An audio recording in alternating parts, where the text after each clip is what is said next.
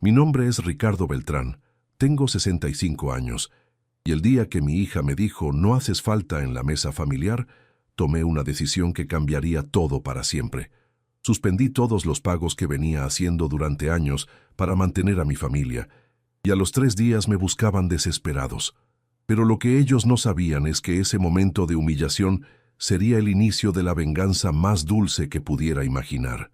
Una venganza que no solo les enseñaría el verdadero valor de un padre, sino que me devolvería la dignidad que había perdido siendo demasiado generoso con hijos que confundieron mi amor con una obligación.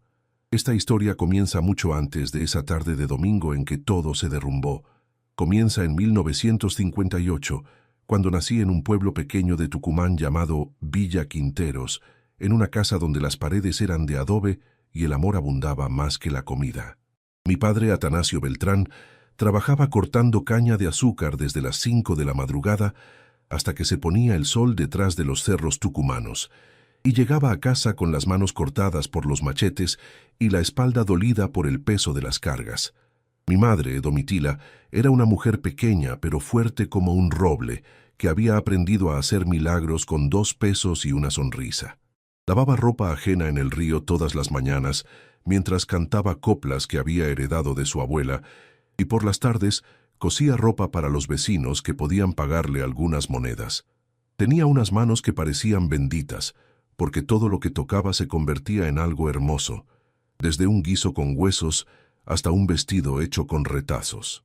Éramos 6 hermanos viviendo en una casita de 2 cuartos con piso de tierra colorada, que mi madre barría todas las mañanas hasta dejarlo como un espejo, y techo de chapas que sonaban como tambores cuando llovía fuerte. Compartíamos 3 camas que mi padre había hecho con sus propias manos, usando madera de algarrobo que había conseguido a cambio de trabajos extras los domingos. Comíamos lo que había. Locro cuando mi madre conseguía maíz, guiso de lentejas cuando el almacenero le fiaba, y siempre, siempre, el pan casero que hacía con harina que compraba de a medio kilo porque no le alcanzaba para más. La ropa se heredaba del hermano mayor al menor hasta que se convertía en trapos que después mi madre usaba para hacer trapos de piso, porque en nuestra casa nada se tiraba, todo se aprovechaba. Pero había algo en esa casa que ninguna familia rica de Villa Quinteros podía comprar, por más pesos que tuviera en el banco. El amor genuino de unos padres que daban la vida por sus hijos sin esperar nada a cambio. Mi padre trabajaba como una bestia durante el día, y por las noches nos juntaba a todos en el patio para contarnos historias de cuando él era chico, historias donde siempre ganaba el que trabajaba honesto y perdía el que quería todo fácil. Mi madre tenía una costumbre hermosa. Cada noche, después de acostarnos, se sentaba al lado de nuestras camas y nos cantaba una canción diferente a cada uno. A mí me cantaba una samba que hablaba de un niño que se convirtió en doctor gracias al sacrificio de sus padres. Ricardito, me decía mientras me acariciaba el pelo, vos vas a estudiar mucho y vas a ser alguien importante en la vida, pero nunca te olvides de dónde venís. Mis hermanos eran mis compañeros de aventuras y mis cómplices de travesuras. Ramón, el mayor, soñaba con ser chofer de colectivos para conocer ciudades grandes. Esperanza, la única mujer entre nosotros, ayudaba a mi madre con las tareas de la casa desde los 8 años y tenía una paciencia infinita para enseñarnos a los menores cómo comportarnos. Celestino y Marcelo, los mellizos, eran inseparables y se complementaban como si fueran una sola persona, dividida en 2 cuerpos. Y Francisco, el bebé de la familia, era el consentido de todos, especialmente de mi padre, que lo cargaba en los hombros cuando volvía del trabajo. Los domingos eran los días más felices de mi infancia. Mi padre no trabajaba en el cañaveral, así que desayunábamos todos juntos con pan caliente y mate cocido endulzado con chancaca. Después íbamos al río, donde mi madre lavaba la ropa de la semana mientras nosotros, los chicos, nos bañábamos en el agua fresca que bajaba de las montañas. Mi padre pescaba con anzuelos que él mismo hacía, y cuando tenía suerte, traía bagres o dorados que mi madre freía para el almuerzo dominical. Mi padre me enseñó el valor del trabajo desde muy chico. A los 8 años ya me llevaba a ayudar en la zafra, durante las vacaciones del colegio. Ricardito me decía mientras cargábamos las cañas, el trabajo dignifica al hombre. No importa si es duro, no importa si paga poco, lo importante es que sea honesto. Esas palabras se me grabaron en el corazón para siempre. Mi madre era la que nos cuidaba cuando nos enfermábamos, la que nos ayudaba con la tarea de la escuela, la que se desvelaba cosiendo parches en nuestra ropa para que fuéramos decentes al colegio. Domitila tenía unas manos mágicas que hacían milagros con 2 pesos. Podía convertir 1 kilo de harina en comida para toda la familia durante 3 días. Cuando cumplí 16 años, mi padre me sentó en el patio una tarde y me habló como nunca lo había hecho antes. «Hijo», me dijo, «vos tenés que estudiar. En esta familia nadie llegó más allá de la primaria, pero vos sos inteligente. Si estudias una carrera, vas a poder darles a tus hijos la vida que yo no pude darte a vos». Terminé la secundaria trabajando de día y estudiando de noche. Era una lucha constante contra el cansancio, contra las ganas de abandonar todo cuando veía que mis compañeros se divertían mientras yo me mataba trabajando. Pero cada vez que pensaba en rendirme, recordaba los ojos de mi padre cuando me hablaba de su sueño de tener un hijo profesional. Con el dinero que juntamos vendiendo las pocas gallinas que tenían mis padres y lo poco que había ahorrado trabajando en una carpintería los fines de semana, me vine a Buenos Aires a los 18 años a estudiar contabilidad. Era la carrera más barata que encontré y la que más rápido me iba a permitir conseguir trabajo para ayudar a mi familia. Llegué a la capital con una valija de cartón, 20 pesos en el bolsillo y la dirección de una pensión que me había conseguido el cura del pueblo. La pensión de don Hilario quedaba en Constitución, en un edificio viejo que olía a humedad, y donde compartía un cuarto con otros 3 muchachos del interior que también habían venido a estudiar. Durante el día, trabajaba como cadete en una oficina del centro, llevando papeles de una empresa a otra por toda la ciudad. Ganaba muy poco, pero era suficiente para pagar mi parte del cuarto, comer algo básico y comprar los libros que necesitaba para estudiar. Las clases eran de noche, de 7 a 11, y después me quedaba estudiando hasta las 2 de la madrugada. Los primeros años en Buenos Aires fueron durísimos. Extrañaba mi casa, extrañaba la comida de mi madre, extrañaba las charlas con mi padre en el patio después del trabajo, pero cada mes que pasaba sin abandonar era un paso más cerca de cumplir el sueño que habían puesto en mí. En el último año de la carrera, conocí a Elena en la biblioteca de la facultad. Ella estudiaba magisterio y venía de una familia de Villa Crespo que había conocido mejores épocas. Su padre, Bonifacio, había sido empleado del ferrocarril hasta que privatizaron las líneas y se quedó sin trabajo. Su madre, Esperanza, cosía a domicilio para mantener la casa. Elena era una chica muy inteligente y trabajadora que me ayudaba a estudiar para los exámenes más difíciles. Tenía una paciencia infinita para explicarme matemática financiera y una manera muy dulce de hacerme sentir que yo podía con todo. Nos enamoramos estudiando juntos en esa biblioteca que se volvió nuestro primer hogar. Cuando me recibí de contador en 1980, lo primero que hice fue llamar por teléfono a mi padre para darle la noticia. Se puso a llorar del otro lado del teléfono sin poder hablar durante 5 minutos. «Hijo», me dijo finalmente, «sos el primer profesional de la familia. Tu madre y yo estamos más orgullosos que si hubieras ganado la lotería». Con el título en la mano, conseguí trabajo en una empresa de construcción manejando la contabilidad de varias obras. El sueldo era 3 veces más alto que lo que había ganado como cadete. Por primera vez en mi vida tenía dinero suficiente para comer bien, vestirme decentemente y hasta ahorrar para el futuro. Elena y yo nos casamos en 1982, en una ceremonia sencilla en la iglesia de Villa Crespo. Ella se había recibido de maestra y había conseguido trabajo en una escuela primaria del barrio de Flores. Entre los dos teníamos ingresos suficientes para alquilar un departamento de 2 ambientes y empezar nuestra vida juntos con optimismo. Los primeros años de casados fueron muy felices. Trabajábamos durante la semana y los fines de semana visitábamos a nuestras familias o salíamos a conocer la ciudad que todavía nos parecía enorme. Elena era una esposa cariñosa que me esperaba todas las noches con la cena preparada, y una sonrisa que me hacía olvidar el cansancio del trabajo. En 1984 nació nuestra primera hija, Alejandra. Ver a esa bebita en mis brazos fue la emoción más grande de mi vida. Era idéntica a Elena, con sus ojos claros y su carita perfecta. Desde ese momento supe que iba a hacer todo lo que estuviera a mi alcance para darle la mejor vida posible. 2 años después nació Cristian, nuestro único varón. Era un bebé muy tranquilo, que dormía toda la noche y se despertaba sonriendo. Elena decía que había salido al abuelo Atanasio porque tenía la misma cara bonachona y el mismo carácter apacible. Yo estaba loco de amor por esos 2 chicos. Con 2 hijos, los gastos se multiplicaron, pero también mis ganas de progresar económicamente. Empecé a trabajar los sábados haciendo contabilidades particulares para comerciantes del barrio. Era trabajo extra que me daba dinero extra para comprar mejores cosas para la casa y ahorrar para el futuro de los chicos. La empresa donde trabajaba empezó a crecer y me ofrecieron ser el contador principal con un sueldo mucho mejor. Acepté sin dudar, porque eso significaba que podíamos mudarnos a un departamento más grande y empezar a planificar la compra de una casa propia. Elena estaba embarazada del tercer bebé y necesitábamos más espacio.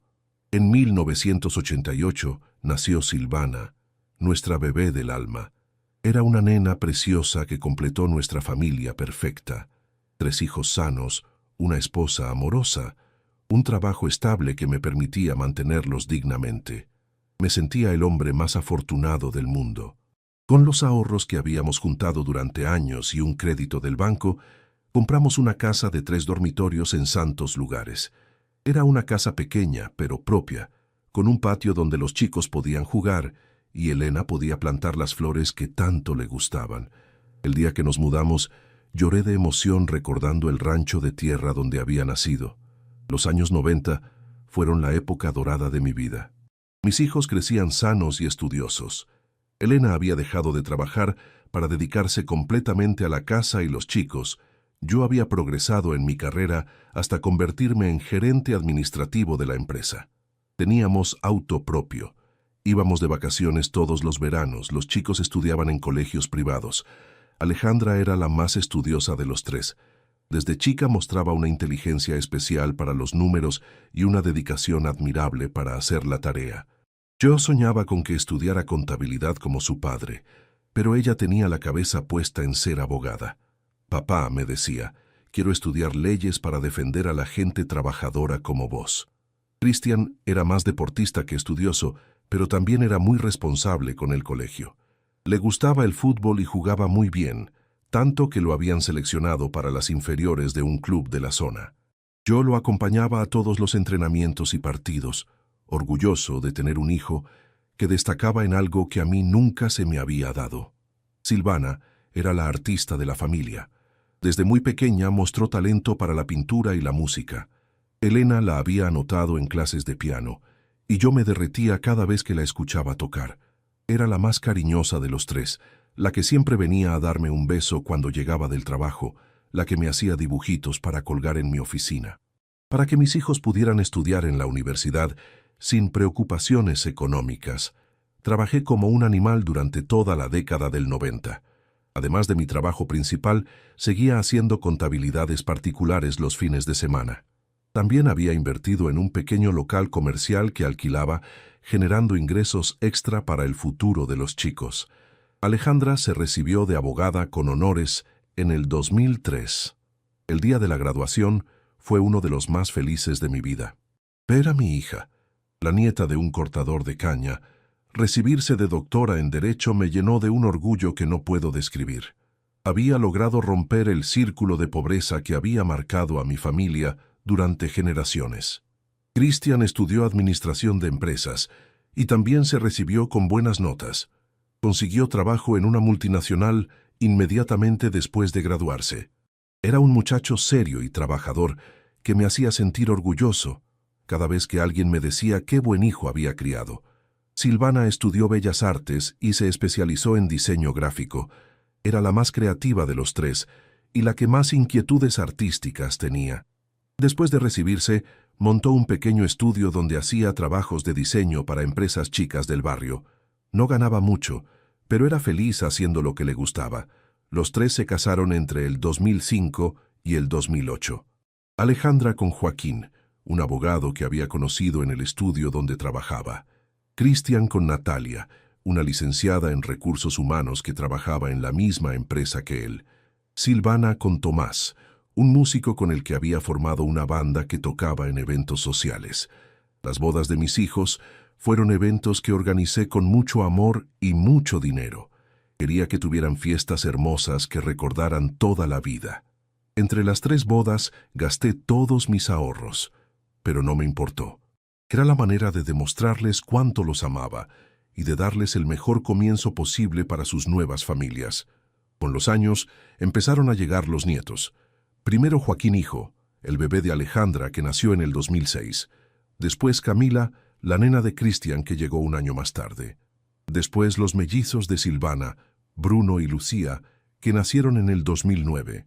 Y finalmente Matías, el segundo hijo de Cristian, que nació en el 2011. Ser abuelo fue la experiencia más hermosa de mi vida. Esos 5 nietitos se convirtieron en mi razón de existir. Los cuidaba los fines de semana cuando sus padres salían, les compraba regalos constantemente, los llevaba al parque, al cine, a comer helado. Elena decía que los estaba malcriando, pero yo sentía que era mi derecho como abuelo consentirlos. Los problemas empezaron cuando mis hijos se acostumbraron demasiado a que yo los ayudara económicamente. Al principio eran pedidos ocasionales y razonables. Papá, ¿me compras el cochecito para el bebé? Papá, ¿me prestas para pagar la cuota del auto? Papá, ¿me ayudas con los gastos del jardín de infantes? Eran pedidos que cualquier padre con posibilidades económicas puede recibir de vez en cuando. Pero con los años los pedidos se volvieron más frecuentes, más grandes y más exigentes. Alejandra necesitaba dinero para refaccionar la casa que habían comprado porque no le gustaba cómo había quedado el baño después de la construcción. Cristian quería cambiar el auto por uno mejor, porque el que tenía ya tenía 3 años y no daba la imagen profesional que él necesitaba para su trabajo. Silvana tenía gastos médicos de los mellizos porque había decidido que el pediatra del hospital público no era suficientemente bueno para sus hijos y necesitaba llevarlos a una clínica privada. Recuerdo una tarde en particular cuando Alejandra vino a casa con una carpeta llena de presupuestos para remodelar la cocina. «Papá», me dijo, «necesito que me ayudes con esto. Es una inversión en la casa, después va a valer más». Los presupuestos sumaban 15,000 pesos, una fortuna en esa época. Cuando le sugerí que tal vez podía esperar un poco y ahorrar para hacerlo sin mi ayuda, me miró como si le hubiera propuesto algo completamente irrazonable. «Papá», me dijo con esa voz que usaba cuando no entendía por qué yo podía dudar en darle algo que necesitaba. «Vos sabés que Joaquín y yo trabajamos mucho, pero con los gastos del colegio privado de los chicos y la cuota de la casa, no nos queda nada para ahorrar. Además, vos nos criaste en una casa linda. ¿Por qué nosotros no podemos darles lo mismo a nuestros hijos?» Ese argumento se volvió recurrente en las conversaciones con mis 3 hijos. Usaban mi generosidad pasada como justificación para pedirme ayuda constante en el presente. Como yo les había dado una buena vida cuando eran chicos, ahora ellos tenían derecho a recibir ayuda para darles la misma vida a sus hijos. Era una lógica perversa que convertía mi amor de padre en una obligación financiera permanente. Cristian desarrolló una técnica particular para pedirme dinero. Venía a casa los sábados por la tarde, cuando yo estaba relajado viendo televisión, y se sentaba a mi lado como cuando era adolescente y quería pedirme permiso para salir. «Papá», me decía, «te puedo hacer una consulta». Después me explicaba alguna oportunidad de inversión o algún gasto imprevisto que tenía, y terminaba pidiendo mi opinión como si realmente le importara lo que yo pensara.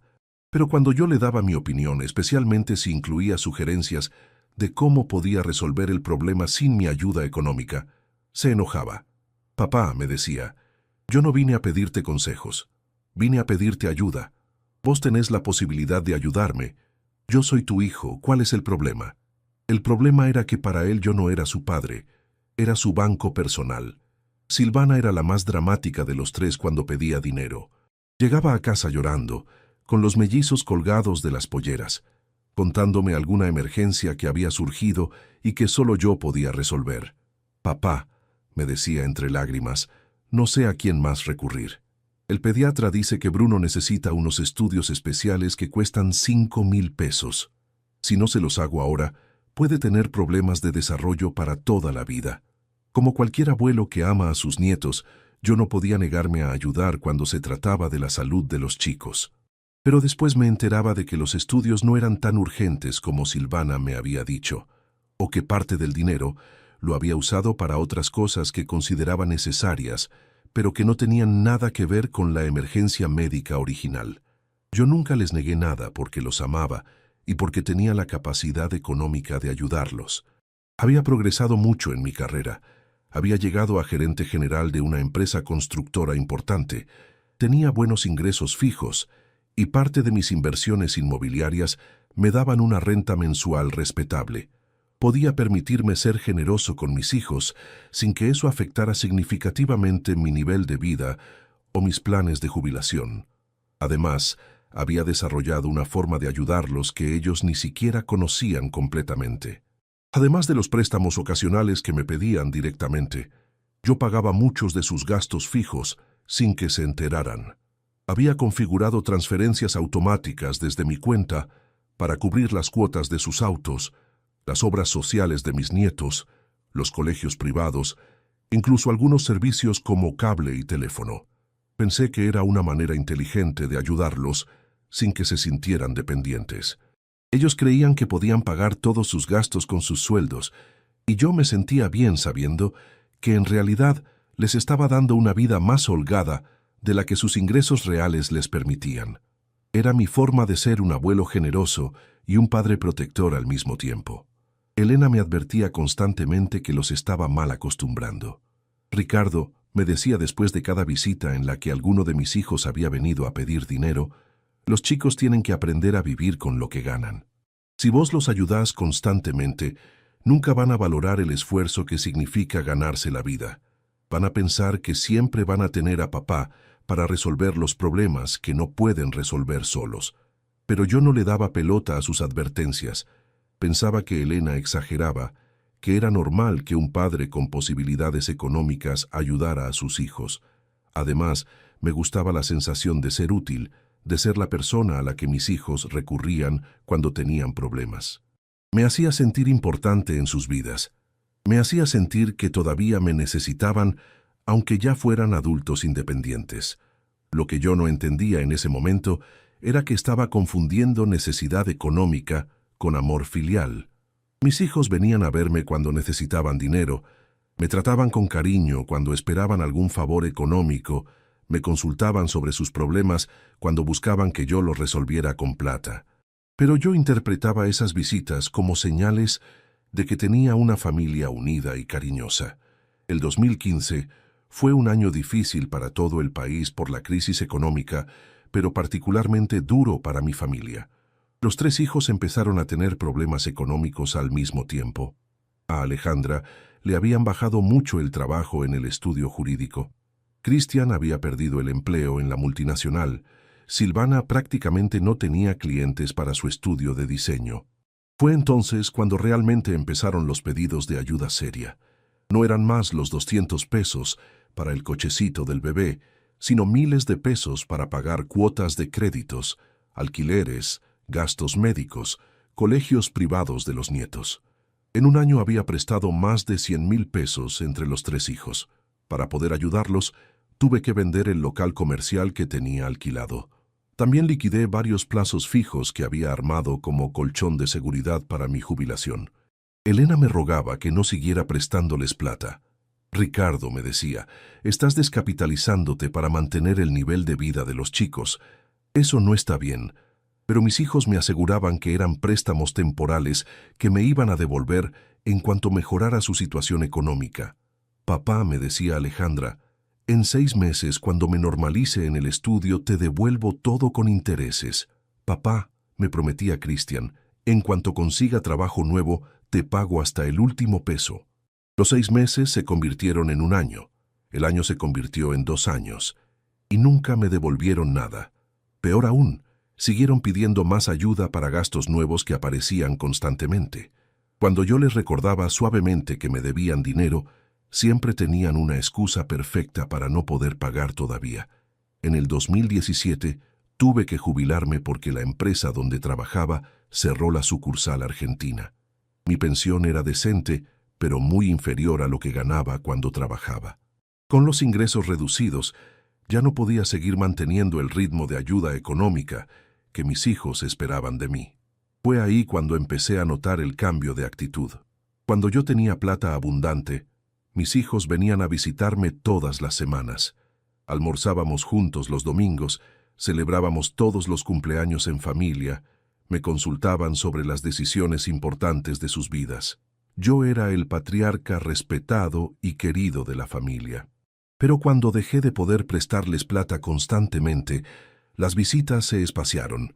Los almuerzos dominicales se volvieron cada 15 días, después una vez por mes, después solo en fechas especiales. Siempre tenían excusas muy razonables, mucho trabajo, los chicos con actividades, compromisos sociales que no podían cancelar. Elena, que siempre había sido muy perceptiva, fue la primera en darse cuenta de lo que estaba pasando. «Ricardo», me dijo una tarde después de que Silvana cancelara el almuerzo por 3ª vez consecutiva, ¿no te das cuenta de que los chicos ya no vienen porque no necesitan plata? Antes venían a visitarnos y de paso pedían ayuda. Ahora que no tenés para ayudarlos, no les interesa venir. Al principio no quise creerle. Pensé que era una coincidencia, que las visitas hubieran disminuido justo cuando mis ingresos se habían reducido. Pero con el tiempo me fui dando cuenta de que Elena tenía razón. Mis hijos solo aparecían cuando necesitaban algo concreto.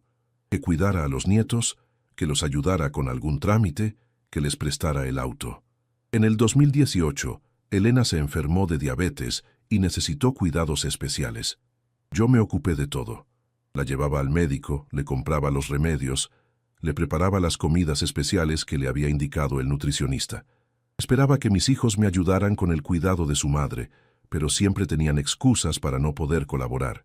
Alejandra trabajaba demasiadas horas y no podía quedarse con la madre. Cristian había conseguido un trabajo nuevo que le demandaba mucho tiempo. Silvana tenía que cuidar a los mellizos y no podía agregar responsabilidades. Toda la carga del cuidado de Elena cayó sobre mis hombros, sin ayuda de los hijos, que habían recibido tanto de nosotros durante años. La gota que rebalsó el vaso llegó en marzo del 2019, en el cumpleaños número 80 de Elena. Había organizado un almuerzo familiar en casa. Había cocinado toda la mañana preparando los platos que más le gustaban a mi esposa. Había comprado una torta hermosa en la pastelería más cara del barrio. Alejandra llegó 1 hora tarde porque había tenido una reunión de trabajo que no podía postergar. Cristian vino sin Natalia porque ella había tenido que llevar a los chicos a una fiesta de cumpleaños más importante.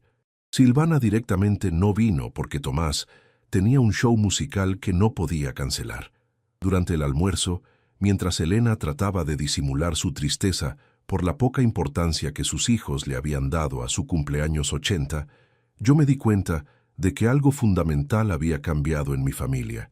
Mis hijos me veían como un proveedor de servicios, no como un padre. Aparecían cuando me necesitaban y desaparecían cuando no tenía nada que ofrecerles. Esa noche, después de que se fueron los pocos que habían venido, Elena me dijo algo que me partió el corazón. «Ricardo», me dijo, «criamos hijos ingratos. Les dimos tanto que se acostumbraron a recibir sin dar nada a cambio. Cuando ya no pudimos darles más, dejamos de ser importantes para ellos. Nos convertimos en estorbos». El momento definitivo llegó el domingo 15 de marzo del 2020. Había preparado un almuerzo especial porque quería celebrar que Elena había mejorado mucho de la diabetes después de meses de tratamiento, y también porque había tomado la decisión importante de vender la casa para comprar un departamento más chico y más fácil de mantener ahora que éramos solo nosotros dos. Había cocinado toda la mañana, empanadas caseras como las que hacía mi madre en Tucumán, asado con ensaladas frescas y el postre favorito de todos mis nietos, un flan casero con dulce de leche. La mesa estaba puesta con el mantel de los domingos. Había comprado vino bueno y tenía preparado todo lo necesario para que fuera un almuerzo memorable. Alejandra llegó tarde, como siempre, con una excusa sobre el tráfico que había encontrado viniendo desde zona norte.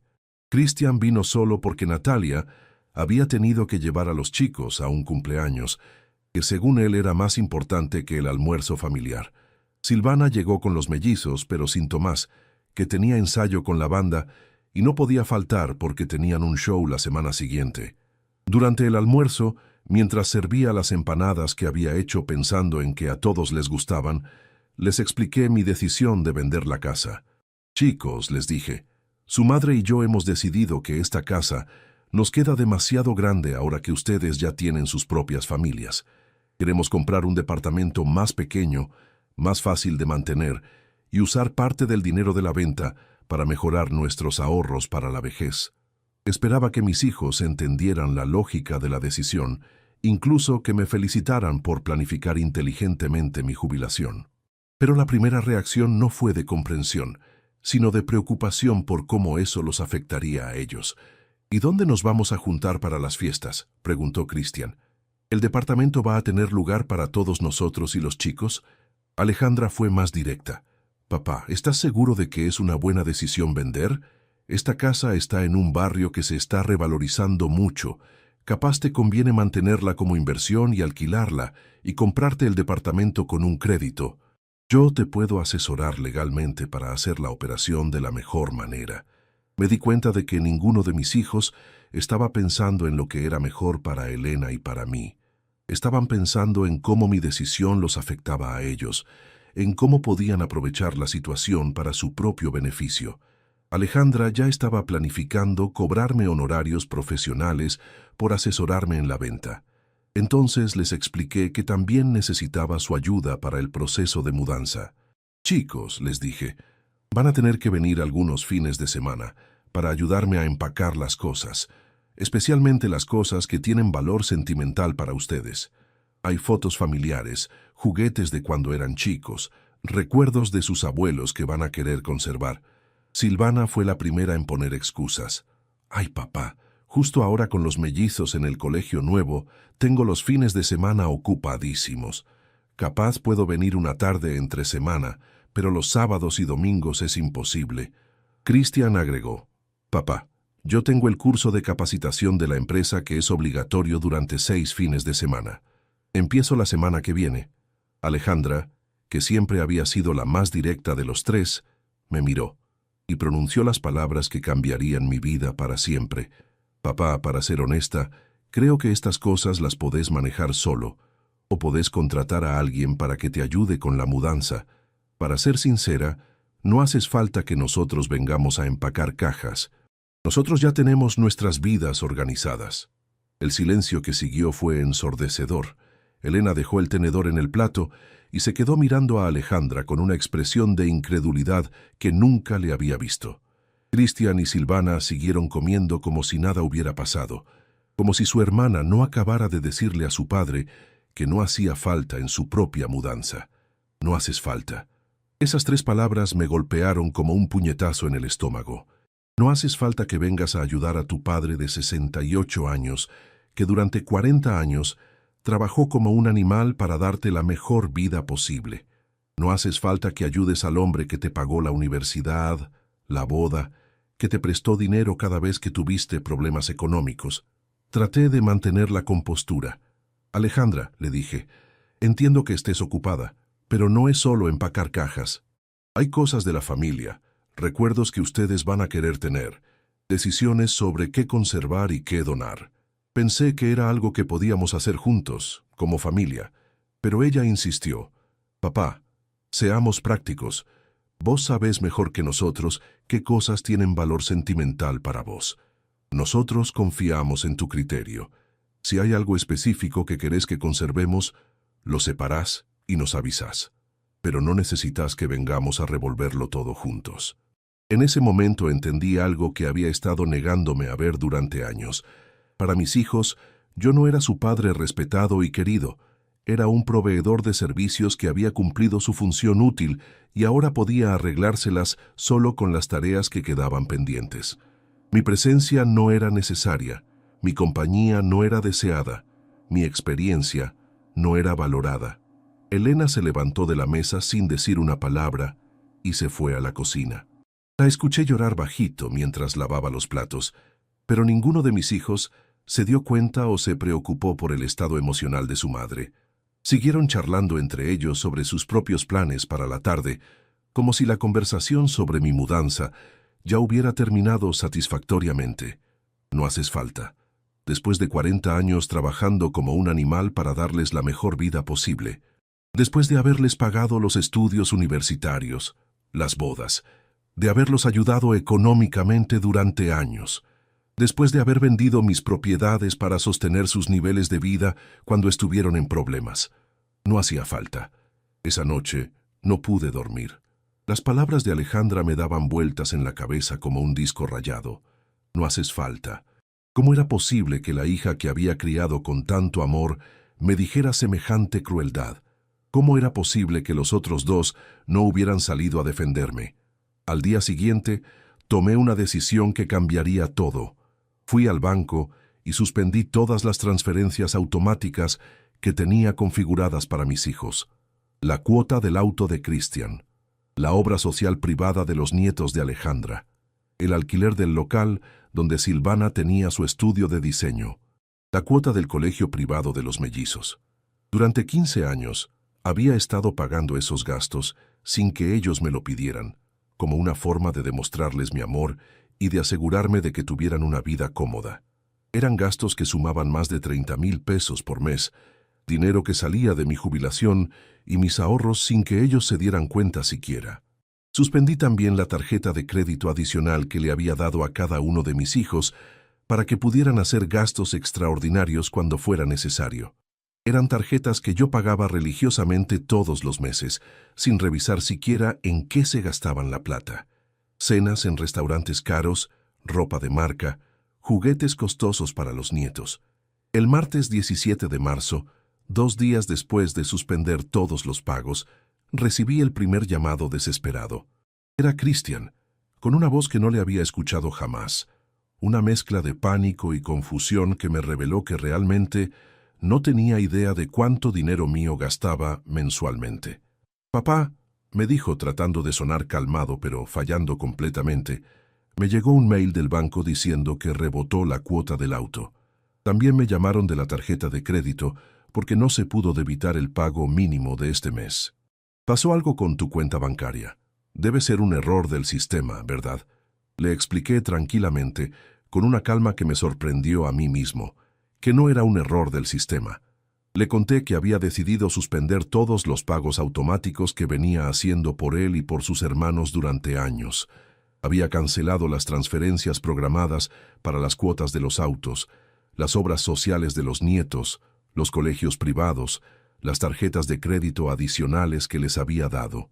«¿Por qué, papá?», me preguntó con una genuina sorpresa que me confirmó lo desconectado que estaba de la realidad económica de su propia familia. «¿Hicimos algo malo? ¿Estás enojado por algo? No entiendo qué pasó entre el domingo y hoy, porque según tu hermana, le respondí con una serenidad que me asombró. No hago falta.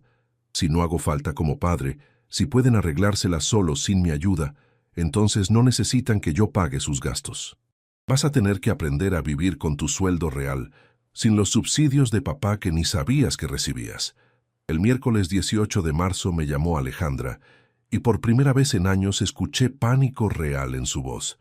Ya no era la mujer segura de sí misma que me había dicho que no hacía falta. Era una madre desesperada que había descubierto que sus hijos se habían quedado sin obra social privada de un día para el otro. «Papá», me gritó por teléfono con una histeria que no le había visto nunca. «¿Cómo se te ocurre cortar la obra social de tus nietos? ¿Y si se enferman? ¿Y si necesitan ir al médico? Joaquín, hijo, tiene control con el pediatra la semana que viene. ¿Cómo hago ahora?».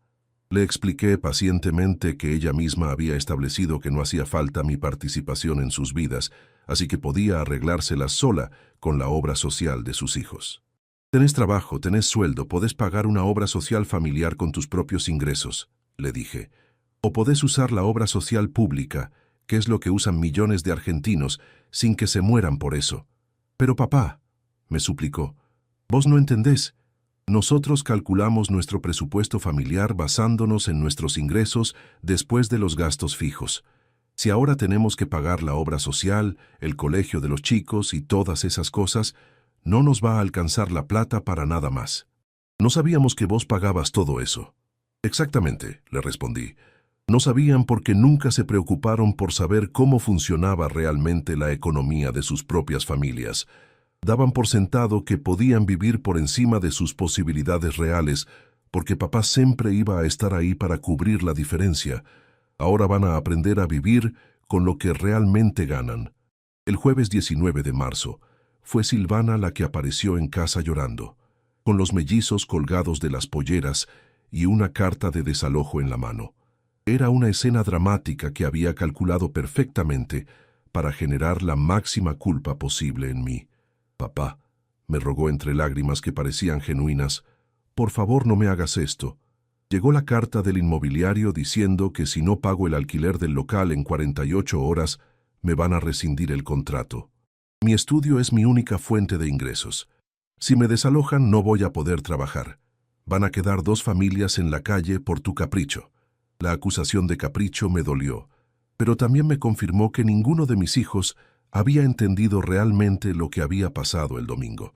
Para ellos, mi decisión de suspender los pagos era una rabieta de viejo resentido, no la consecuencia lógica de años de ser tratado como un banco automático.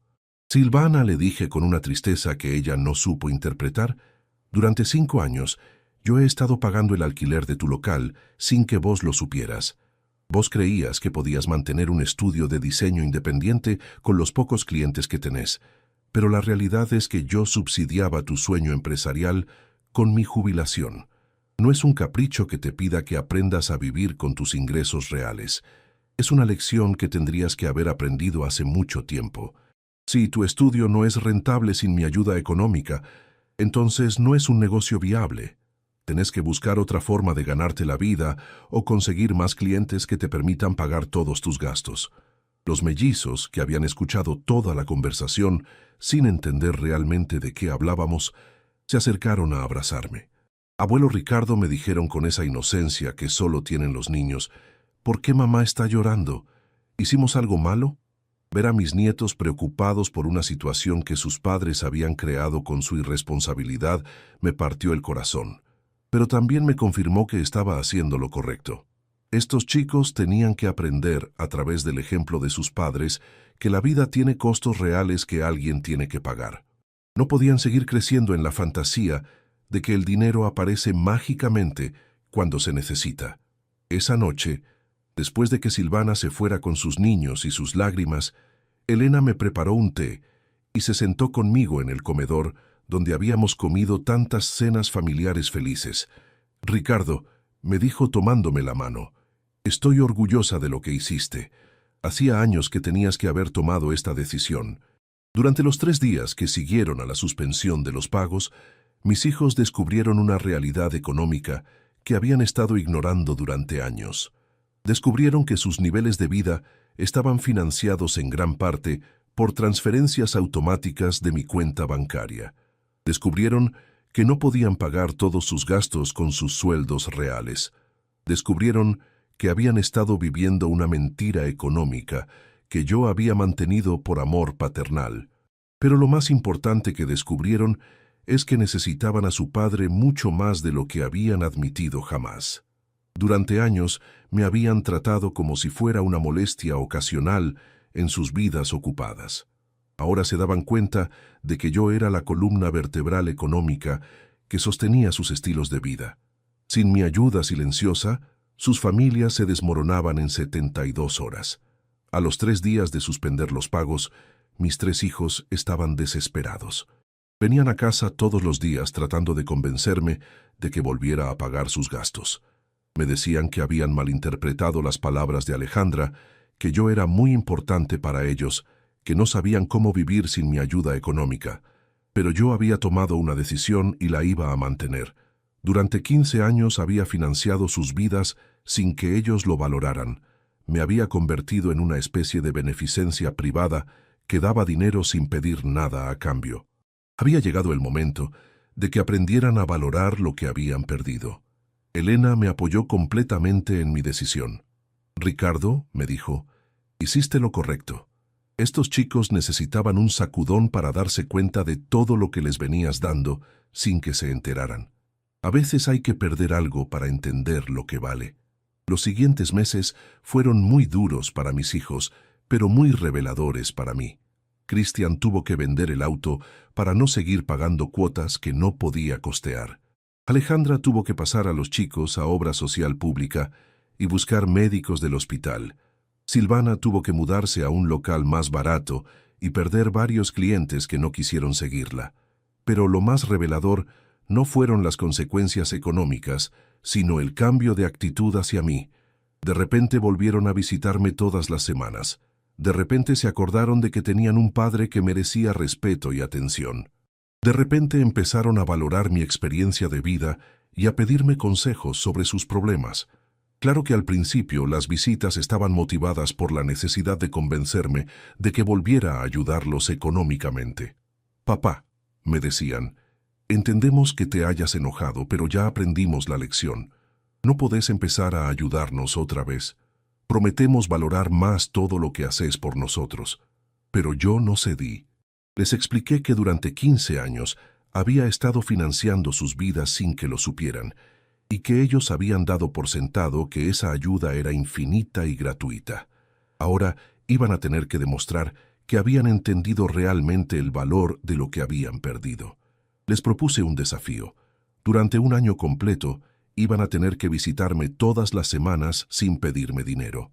Iban a tener que demostrar que venían a verme porque me querían, no porque me necesitaban. Si lograban pasar ese año sin pedirme ayuda económica, consideraría volver a ayudarlos en el futuro. Alejandra, que había sido la que pronunció la frase cruel que desencadenó todo, fue la primera en aceptar el desafío. «Papá», me dijo, «tenés razón.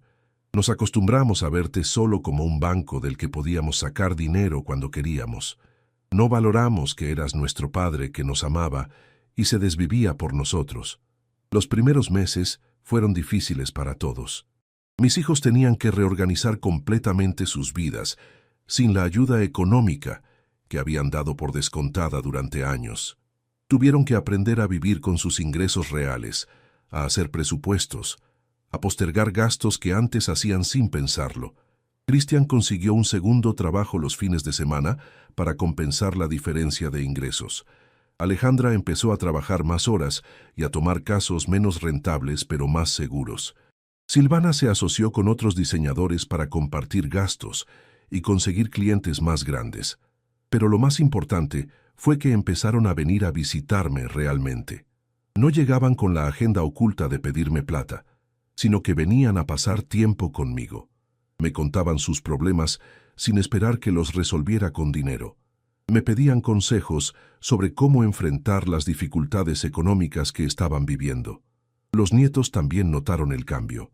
Antes, cuando sus padres venían a verme, era por periodos cortos y siempre con prisa. Ahora se quedaban tardes enteras, jugábamos juntos. Yo les enseñaba juegos que había aprendido cuando era chico en Tucumán. Se creó una relación más genuina entre abuelo y nietos. Elena estaba muy feliz con el cambio. «Ricardo», me decía, «ahora sí tenemos una familia de verdad. Los chicos vienen porque quieren estar con nosotros, no porque necesitan algo. Esto es lo que tendríamos que haber tenido siempre». Me di cuenta de que tenía razón. Durante años habíamos tenido una familia construida sobre la dependencia económica, no sobre el amor genuino. Al final del año, mis 3 hijos habían cumplido con el desafío que les había impuesto. Habían venido a visitarme todas las semanas durante 12 meses completos sin pedirme dinero una sola vez. Más importante aún, habían demostrado que podían valerse por sí mismos económicamente y que habían aprendido a valorar la relación familiar por encima de los beneficios financieros. Durante ese año, había sido testigo de una transformación profunda en mis hijos que me llenó de orgullo como padre. Cristian había desarrollado habilidades de presupuesto familiar que nunca había necesitado antes, y había descubierto que podía vivir muy dignamente con su sueldo si planificaba inteligentemente los gastos. Alejandra había aprendido a ser más selectiva con los casos legales que tomaba, priorizando la estabilidad económica por sobre el prestigio profesional. Silvana había encontrado socios comerciales que le permitían mantener su estudio de diseño sin depender de subsidios familiares. Pero el cambio más importante no había sido económico, sino emocional. Mis hijos habían redescubierto el valor de tener un padre presente en sus vidas, no como proveedor financiero, sino como fuente de sabiduría, compañía y amor incondicional. Las visitas semanales que al principio habían sentido como una obligación impuesta, ahora las disfrutaban genuinamente. Los nietos también habían notado el cambio profundo en la dinámica familiar. Antes, cuando sus padres venían a visitarme, era siempre con prisa, siempre con algún trámite pendiente o algún pedido específico. Las visitas eran funcionales, no sociales. Ahora se quedaban tardes enteras jugando en el patio, cocinando juntos, escuchando mis historias de cuando era joven en Tucumán. Joaquín, hijo, que ya tenía 15 años, me dijo algo un domingo que me emocionó hasta las lágrimas. «Abuelo Ricardo», me dijo mientras jugábamos al ajedrez en el comedor, «me gusta mucho más venir ahora que antes. Antes mamá siempre estaba nerviosa cuando veníamos acá, como si tuviera que resolver algo importante. Ahora viene porque quiere estar con vos, y eso se nota». Los mellizos de Silvana, Bruno y Lucía, que tenían 12 años, habían empezado a quedarse a dormir los sábados por la noche. Era algo que no habían hecho nunca antes, porque sus padres siempre tenían compromisos sociales los fines de semana que consideraban más importantes que pasar tiempo con el abuelo. Ahora disfrutábamos de noches de pizzas caseras y películas viejas que yo les mostraba para que conocieran el cine de mi época. Camila, la hija de Cristian, que tenía 14 años, había desarrollado una relación especial conmigo. Venía sola algunos jueves después del colegio para hacer la tarea en mi casa, mientras yo le preparaba la merienda. Me contaba sus problemas de adolescente, me pedía consejos sobre las amigas del colegio, me preguntaba cosas sobre su papá cuando era joven. Era la relación abuelo-nieta que siempre había soñado tener, y Matías, el hijo menor de Cristian, que tenía 10 años, había empezado a ayudarme con pequeñas tareas de la casa. Los domingos venía con herramientas de juguete y me acompañaba cuando tenía que arreglar algún enchufe o cambiar una lamparita. «Quiero aprender a hacer las cosas que haces vos, abuelo», me decía con una seriedad que me recordaba a mí mismo cuando acompañaba a mi padre a trabajar en el cañaveral. Cuando llegó el momento de evaluar si iba a volver a ayudarlos económicamente, tomé una decisión que los sorprendió, pero que había estado meditando durante todo el año. Les dije que había decidido no volver a financiar nunca más sus gastos regulares, pero que estaría dispuesto a ayudarlos en emergencias reales, bajo condiciones muy claras y específicas. Las condiciones del nuevo sistema de ayuda familiar que establecí eran las siguientes. Primera condición, que me pidieran ayuda solamente en caso de emergencias de salud graves o situaciones económicas extremas que genuinamente no pudieran resolver solos con sus recursos y los de sus familias extensas. Segunda condición, que cualquier ayuda económica fuera siempre un préstamo formal con fecha de devolución específica, intereses mínimos pero reales, y garantías tangibles si el monto superaba cierta suma. Tercera condición, que siguieran visitándome semanalmente, sin importar si necesitaban ayuda o no, y que incluyeran a Elena y a mí en las celebraciones familiares importantes como miembros respetados, no como invitados de compromiso. Mis hijos aceptaron las condiciones sin protestar y sin tratar de negociar términos más favorables. Habían aprendido durante ese año que mi amor como padre no era gratuito en el sentido de que podían darlo por descontado indefinidamente. Habían entendido finalmente que las relaciones familiares saludables requieren reciprocidad genuina, respeto mutuo constante y valoración activa del tiempo y esfuerzo que ponemos los unos en los otros. Más importante aún, habían comprendido que el dinero puede resolver problemas económicos temporales, pero que la dignidad perdida, el respeto familiar quebrado y el amor tomado como garantizado son mucho más difíciles de recuperar que cualquier suma de pesos. Durante los últimos 4 años desde que implementé este nuevo sistema familiar, mi relación con mis hijos ha sido la mejor y más auténtica de toda mi vida adulta. Vienen a visitarme no porque me necesitan para resolver problemas financieros, sino porque genuinamente quieren pasar tiempo conmigo. Valoran mi presencia en sus vidas porque han aprendido que no es obligatoria, no es infinita y no está garantizada independientemente de cómo me traten. Han aprendido a ser adultos verdaderamente responsables que pueden cuidar de sí mismos y de sus familias sin subsidios externos permanentes. Han desarrollado habilidades de presupuesto, planificación financiera y toma de decisiones económicas que nunca habían necesitado mientras yo financiaba silenciosamente sus niveles de vida inflados. Las pocas veces que me han pedido ayuda económica en estos 4 años han sido por emergencias genuinas y verificables. Una operación de corazón de Joaquín hijo que requirió cirugía privada especializada. La reparación urgente del auto de Cristian, después de un accidente, cuando no tenía seguro contra terceros completo.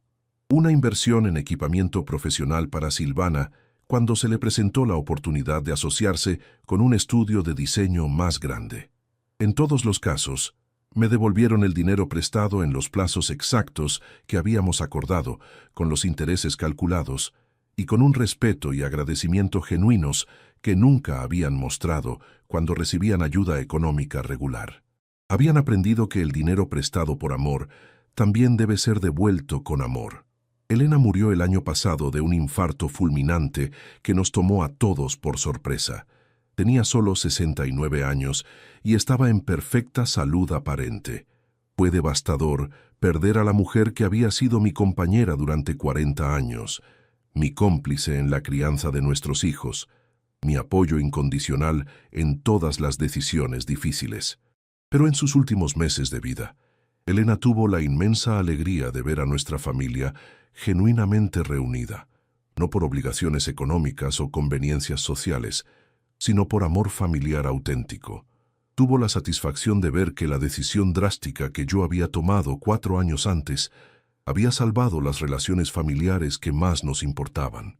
El día del funeral, después de que bajáramos el cajón y todos los invitados se hubieran ido, mis 3 hijos me rodearon en el cementerio y me dijeron algo que me llenó de un orgullo paternal que no había sentido jamás. «Papá», me dijeron los 3 al mismo tiempo, como si hubieran ensayado las palabras, «Gracias por habernos enseñado la lección más importante de nuestras vidas adultas. Gracias por habernos demostrado que el amor no se puede dar por descontado indefinidamente. Gracias por habernos obligado a crecer como personas y a valorar lo que tenemos antes de perderlo para siempre. Gracias por habernos enseñado que ser familia significa mucho más que compartir apellido o sangre. Significa elegirse mutuamente, respetarse constantemente y cuidarse los unos a los otros sin esperar nada específico a cambio. Hoy, a los 65 años, vivo solo en el departamento de 2 ambientes que compré después de vender la casa familiar, pero nunca me siento solo o abandonado. Mis hijos me visitan regularmente con una frecuencia y una calidad de presencia que nunca tuve cuando les pagaba todos los gastos. Mis nietos pasan fines de semana enteros conmigo y me consideran una figura central en sus vidas, no un abuelo periférico que aparece ocasionalmente. Tengo una relación familiar sana, equilibrada y mutuamente satisfactoria, basada en el respeto genuino, el cariño auténtico y la elección consciente de estar presentes en las vidas de los demás. Es el tipo de familia que siempre había soñado tener, pero que solo pude conseguir cuando tuve el coraje de exigir el respeto que merecía. He aprendido durante estos años que a veces hay que tomar decisiones que parecen crueles para salvar las relaciones que más nos importan en la vida.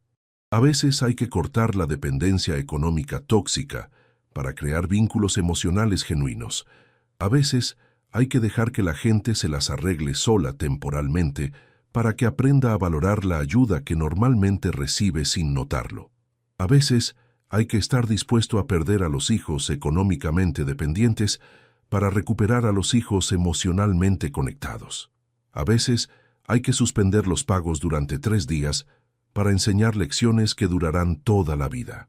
La frase «no haces falta» que me dijo Alejandra ese domingo de marzo fue, sin duda, la frase más dolorosa y humillante que he escuchado en mis 65 años de vida. Me dolió como solo pueden doler las palabras crueles pronunciadas por las personas que más amamos en el mundo. Pero también fue la frase más reveladora y liberadora de mi vida adulta. Me mostró con claridad brutal que mis hijos me habían reducido a un proveedor automático de servicios financieros.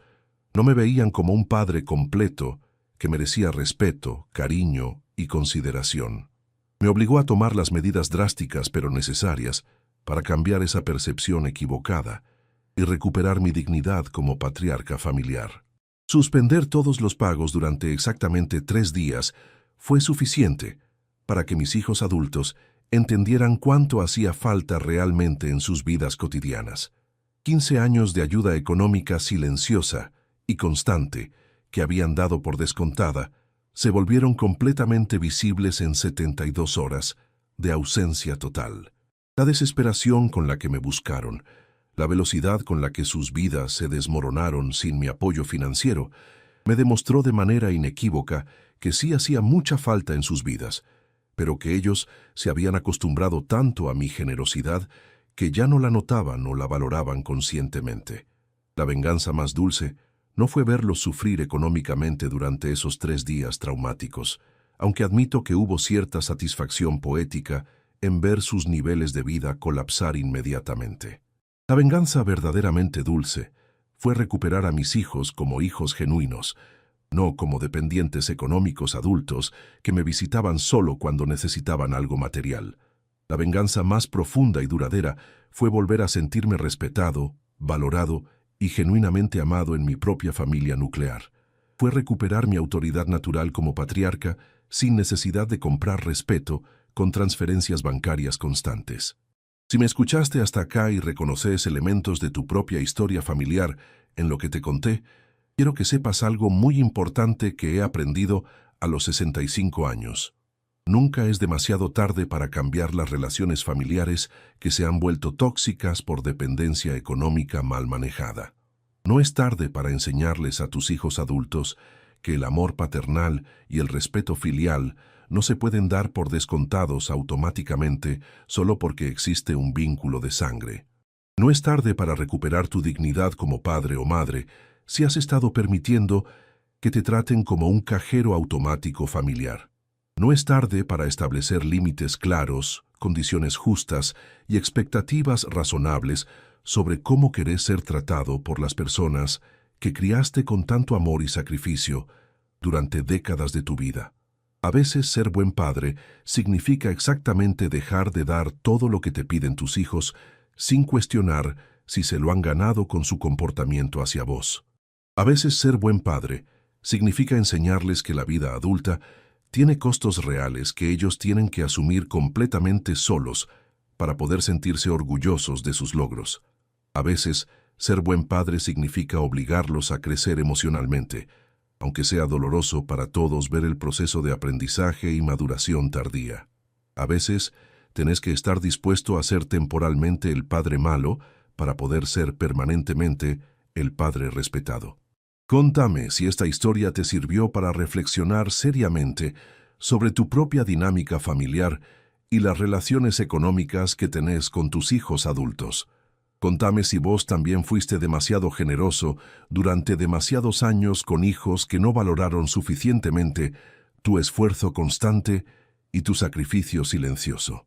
Contame desde qué ciudad me estás escuchando, porque tal vez tu historia personal puede inspirar y ayudar a otros padres que están pasando por situaciones similares de dependencia económica familiar mal resuelta. Tal vez juntos podemos ayudar a familias que están atrapadas en dinámicas tóxicas similares a la que yo viví durante 15 años.